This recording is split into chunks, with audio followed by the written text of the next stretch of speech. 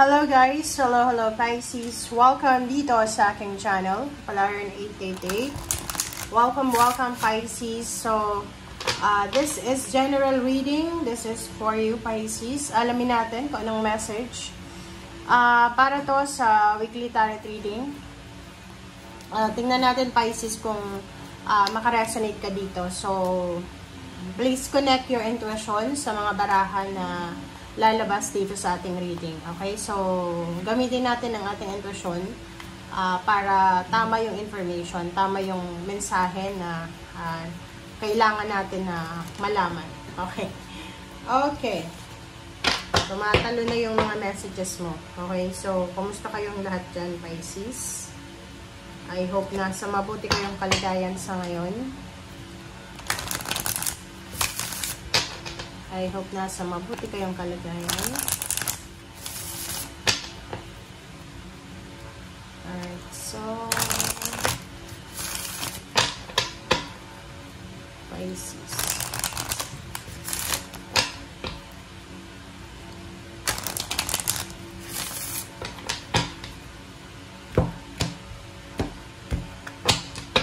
Okay, kumuha tayo dito ng isang baraha lang. Dalawa or tatlo or kung ilan yung lumabas dito. Pisces. Okay, 3 cards. First 3 cards para sa'yo, Pisces. Tingnan mo kung ano yung message. First card is protection, leap of faith, and embrama. Wow. Dito sa soul protection na to, or the protection card, sinasabi ng baraha sa'yo, Pisces, na call back your power, cut the cords, soul retrieval.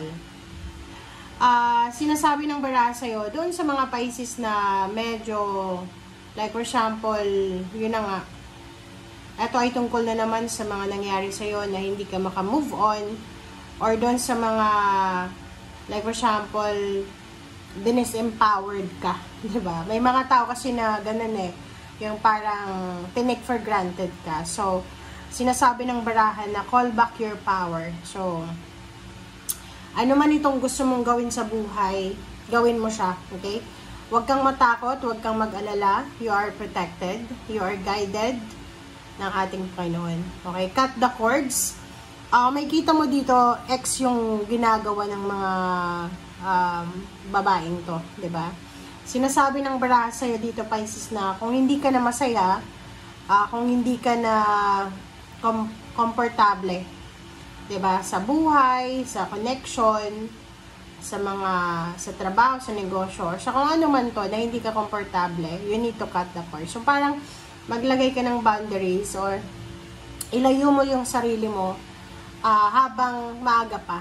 Like for example, sa relationship na sobrang fiery, friendship na sobrang toxic, yung parang napakadilim na relationship, you need to cut the cords. You need to cut yourself from that connection kasi hindi yan maganda para sa'yo. And soul retrieval, sinasabi na makukuha at ibabalik sa'yo kung ano yung nawala sa'yo. Okay? Second card natin, Pisces, is leap. This is a leap of faith. Sinasabi ng baraha sa'yo dito na you go first. The universe will catch you. So, parang sinasabi na huwag kang matakot. Huwag kang matakot, Pisces.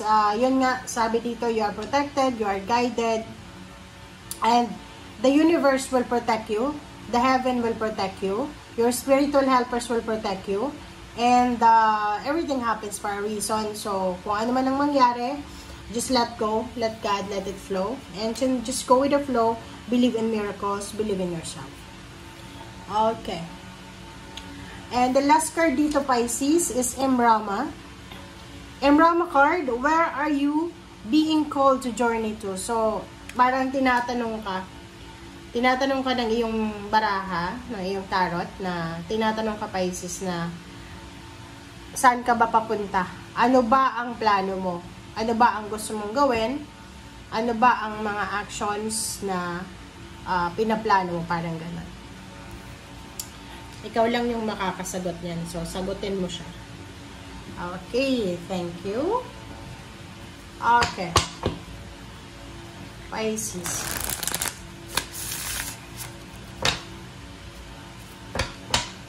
Okay, dito tayo sa second deck. This is general reading. So, kung ano yung lumabas dito, yun na yun. Okay, Pisces.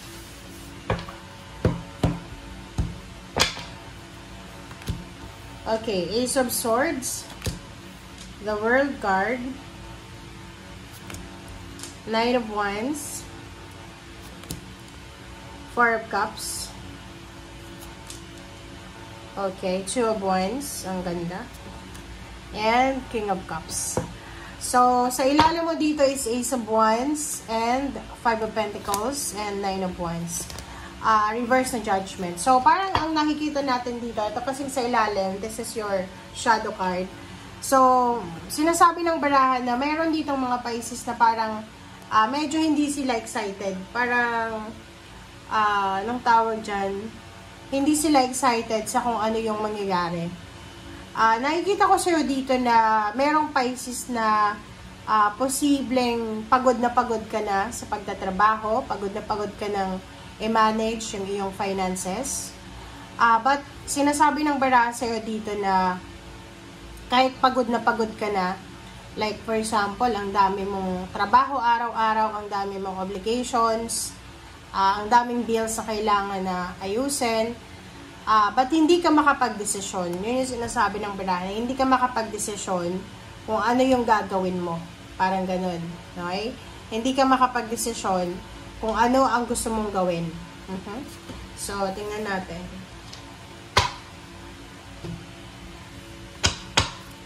Okay. Ace of Swords, the World card, Knight of Wands, Four of Cups, Two of Wands, King of Cups. Meron ditong Pisces na siya ay naghihintay. Maybe she's waiting for, maybe nasa long distance relationship siya. Maybe OFW siya, or maybe yung partner niya, yung OFW or yung asawa. Sinasabi ng baraha sa'yo dito na may naghihintay ka. You're waiting. Parang waiting for confirmation, waiting for something na yun, kung ano man yan na hinihintay mo, yan yung magiging rason para makapag-desisyon ka. Yung iba din sa inyo dito, you're waiting Pisces for a good news from international.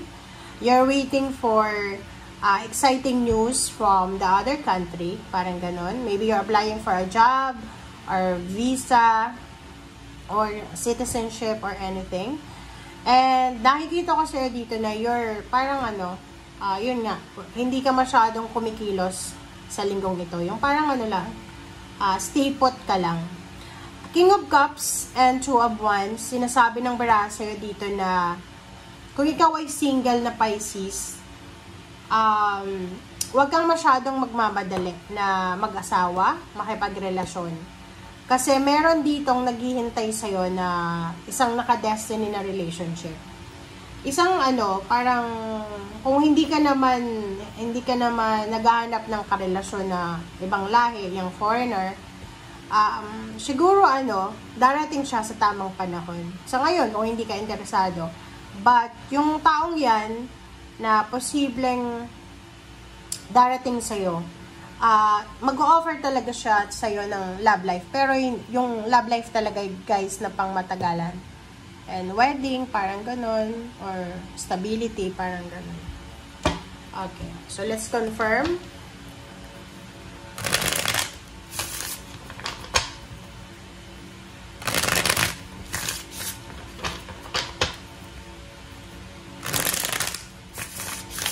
Or pwedeng meron ditong mga Pisces na yun nga, hindi ka interesado na magtrabaho sa ibang bansa, but there's an offer of international job or international relationship talaga. Alright, so please confirm. Ace of Swords, Zero the Fool. So, may Zero the Fool din dito sa sinasabi ng baraha na ihanda mo ang sarili mo, Pisces, para sa mga good news. Ihanda mo ang sarili mo para sa kung ano man ito na pagbabago na darating sa buhay mo. So, you need to trust the process, trust the universe, trust yourself. Okay, the World card is Page of Coins. So, dito sinasabi ng barahan na may possibilities or pagkakataon, yun nga, posibilidad or pagkakataon ka na magkaroon ng job offer international, or kung nasa Pilipinas ka, possible na makapagtrabaho ka sa international company. Yung parang, like for example, yung company na yan is naka-base sa Philippines, pero originally, nasa ibang bansa talaga yung headquarters niya. Okay. Nine of Wands and the Tower. So, sinasabi ng baraha dito, Pisces, na manatili tayong positive. Manatili tayong positive sa lahat ng sitwasyon, maganda or hindi maganda. Be positive, kasi yun yung importante eh. Four of Cups, lovers yun. So, maybe you're waiting for a relationship, maybe you're waiting for a love life, or a wedding, or engagement, or you're waiting for stability and balance. And Two of Wands, Seven of Cups. Sinasabi ng baraha sa'yo na if you're single, or if you are, single ka, and hindi ka pa rin makamove on sa past mo, and until now, you're waiting na bumalik siya sa'yo, yung ex mo, sinasabi ng baraha na huwag ka nang maghintay. You have several options. You have choices and options. And yun na nga sinasabi sa'yo dito na call back your powers. Cut the course. Kung hindi na para sa'yo, hindi na para sa'yo. Okay? And King of Cups is Queen of Wands. So, sinasabi ng baraha sa'yo, this is your energy, Pisces, na darating na Pisces yung freedom. Kumbaga yung pinaka-inaasam-asam mo talagang kalayaan sa buhay mo. So, if for example, isa kang Pisces na may relationship ka, boyfriend, girlfriend, na sobrang toxic, or hindi maganda yung relationship nyo, sinasabi ng barahan na may darating na isang tao na pwedeng makatulong sa'yo para maayos yung relationship na mayroon ka. And there's a freedom dito. So, it's either financial freedom, emotional, or spiritual freedom. Okay, so dito tayo sa last deck. Okay, Pisces, ano ba ang advice ng tarot para sa linggong ito? Advice ng tarot is Ace of Cups. Sinasabi ng barahan na wag mong aalisin sa sarili mo, Pisces, yung maging masaya, maging maligaya, maging kontento.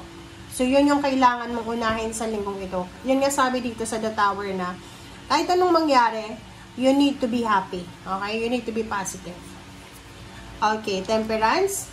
And sinasabi din ng baraha dito na in order for us to be happy, diba? Hindi lang Pisces, kundi lahat ng zodiac sign. Kung gusto nating maging masaya, kung gusto nating maging kalmado ang buhay natin, we need to be patient. Alright, so next is wait lang guys. Okay, King of this is King of Pentacles. So, sinasabi ng baraha sa'yo na financially, there's incoming success, there's incoming wealth, there's incoming luxury, but you need to be patient. Ang nakikita ko dito, meron ditong Pisces na sobra-sobra siyang yayaman talaga. Yung parang unexpected na sasabog yung pera, uulan ng pera sa buhay niya. Okay, next card is Chariot. There's incoming success, Pisces. Okay, so you need to prepare yourself. There's an incoming success because of your hard work. There's an incoming success because of your determination. So, kung ano man yung ginagawa mo sa ngayon, Pisces, ipagpatuloy mo yan kasi yan yung magiging susi ng financial success mo. And, nakikita natin may Pisces na nagpaplanong bumili ng sasakyan, bumili ng plane ticket, or bumili ng bahay, lupa, or kung ano pa man. So, there's a relocation, there's a plan of relocation, or travel, or there's a plan of movement. Okay. And last card natin is Five of Cups. Sinasabi ng baraha sa'yo dito na pag-isipan nating mabuti lahat ng desisyon na gagawin natin, especially if in terms of money, if in terms of relationship, or if it's about job or career or movement or career change, we need to be very, very careful para hindi tayo magsisi sa bandang huli. There's someone dito, there's someone na nagsisisi dahil sa, siguro, hindi ko alam kung bakit siya nagsisisi. Nagsisisi siya kasi wala siya sa buhay mo. Okay? And that person is suffering. Na umiiyak siya, nangihinayang, spilled milk kasi siya eh. Parang nangihinayang yung taong to kasi nawala ka sa buhay niya. And ngayon, sobrang gipit na gipit siya, financially, emotionally. Okay? Thank you guys for watching. Bye!